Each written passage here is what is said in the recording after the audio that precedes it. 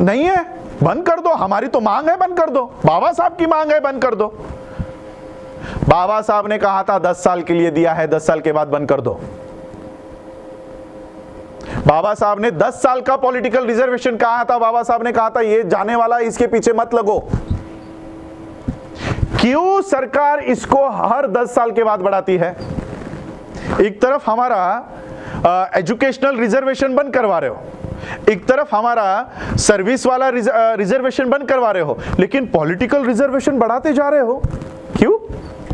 क्योंकि सर्विस में रिजर्वेशन मिलने के बाद, एजुकेशन में रिजर्वेशन मिलने के बाद बाबा साहब के सिपाही पैदा होते हैं, बाबा साहब के विचारधारा वाले लोग तैयार होते हैं, लेकिन पॉलिटिकल रिजर्वेशन कंटिन्यू करने के बाद दलाल पैदा होते हैं। इसलिए इनको दलाल चाहिए, आपका सिपाही नहीं चाहिए। इसलिए पॉलिटिकल रिजर्वेशन हर 10 साल के बाद, अभी 6 महीने पहले इन्होंने कंटिन्यू किया है वापस 10 साल के लिए। वहां से आठवले निकलते हैं ना, वहां से पासवान निकलते हैं, वहां से उदित राज निकलते हैं। इसलिए वो चाहिए उनको। जहां से हमारा आईएएस निकलता है, जहां से हमारा आईपीएस निकलता है, जहां से हमारे जजेस निकलते हैं, वो बंद कर दिया है, वो बंद कर दिया। जहां से दलाल निकलते हैं वो शुरू गए। तो इसका सॉल्यूशन क्या है? बंद कर दो और हमको हमारा सेपरेट इलेक्टोरेट दो। बाबा साहब ने सेपरेट इलेक्टोरेट की मांग की थी। आज एससी के सीटों पे कौन वोट डालते हैं? और जो हिंदू फेवर का हो, ब्राह्मण फेवर का हो, उसी को एससी का गधा चुनकर आ सकता है, लेकिन एक कर्तव्यगार व्यक्ति एससी की सीट से चुनकर नहीं आ सकता। कितनी एससी के सीट से मुझे बताओ कि बीएसपी जीतकर आई है? सारे एससी के सीटों पे बीजेपी जीत के आई है। तो कहां है ये? क्या बीजेपी एससी की पार्टी है? क्या डिसीजन मेकिंग में एससी का कोई भी एक आदमी बीजेपी के उस बॉडी पर है? यानी एससी के जगहों पर किसका कब्जा है? बीजेपी का। क्या बीजेपी एससी की पार्टी है? क्या कांग्रेस एससी की पार्टी है? एससी की पार्टी कौन है? बीएसपी है। तो बीएसपी को एससी की जगह पर भी आप चुनकर नहीं आने देते, तो यानी जो हमारा था वो भी आपने ले लिया।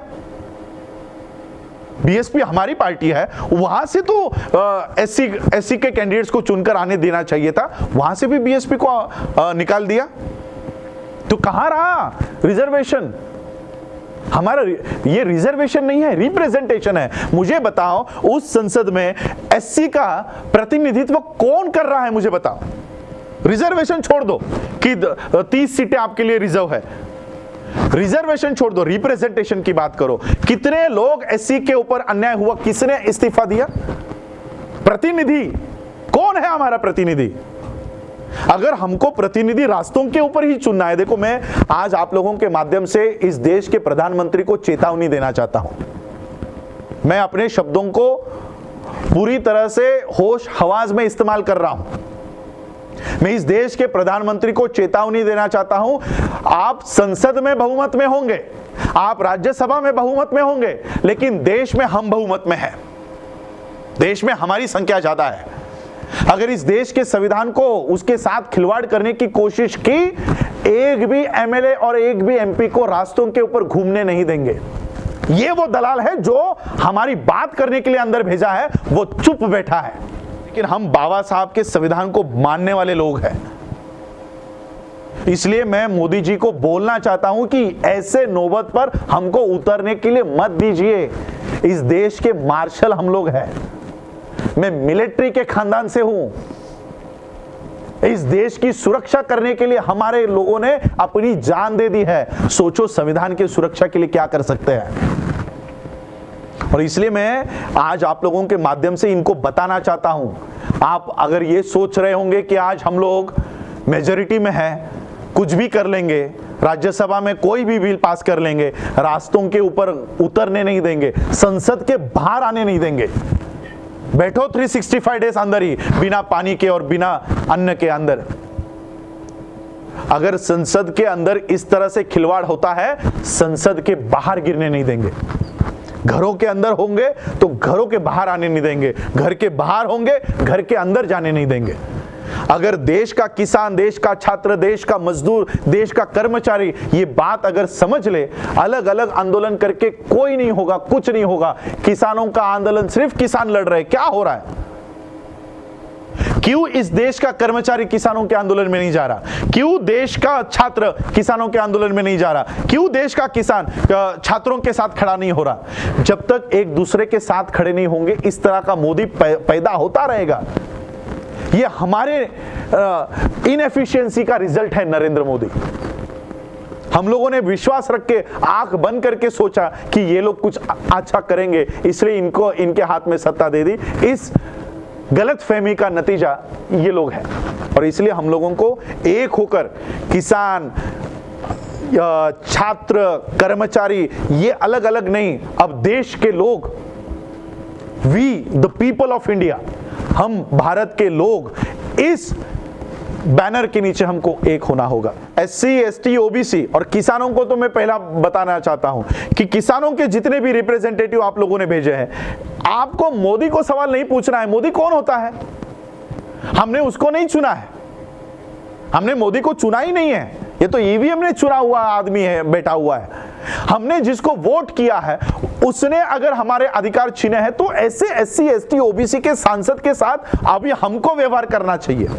ये एक लाइन संसद में लिखकर हमारे जीवन भर के अधिकार को मिटा रहे हैं। जीवन भर के अधिकारों को, ये अधिकार हमको ऐसे ही नहीं मिले हैं।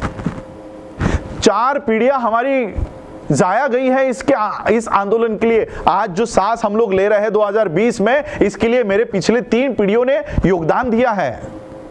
अगर आज हमने ये नहीं बचाया तो हमारे अगले पीढ़ियों को ना तो नौकरियां रहेंगी, ना तो एजुकेशन रहेगा, और ना ही सेफ्टी रहेगी। बाबा साहब इनको सांसद नहीं कहते, बाबा साहब इनको एजेंट कहते हैं कि ऐसे लोगों को वहां पर बिठाया दिया गया है जो आज एससी के ऊपर अत्याचार भी हो ना तो उसके ऊपर आवाज तक नहीं उठाते। ये सिर्फ पार्टी के इशारों के ऊपर काम करते हैं। मोदी ने वहां से आंखें ऊंची कर दी तो यहां पर ये चुप हो जाते हैं। ये ऐसे लोग अंदर बैठे हुए हैं।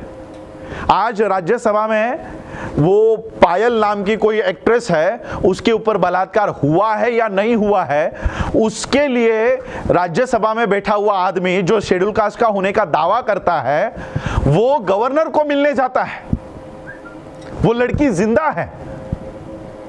आज पायल, हमारी मनीषा की हत्या हो जाती है, गैंगरेप हो जाता है, उसकी बॉडी को जलाया जाता है। क्यों? इस गवर्नर को मिलने की आप में हिम्मत नहीं है?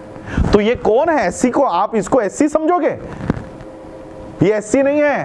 तो ये की क्या जरूरत है? नहीं है, बंद कर दो। हमारी तो मांग है, बंद कर दो। बाबा साहब की मांग है, बंद कर दो।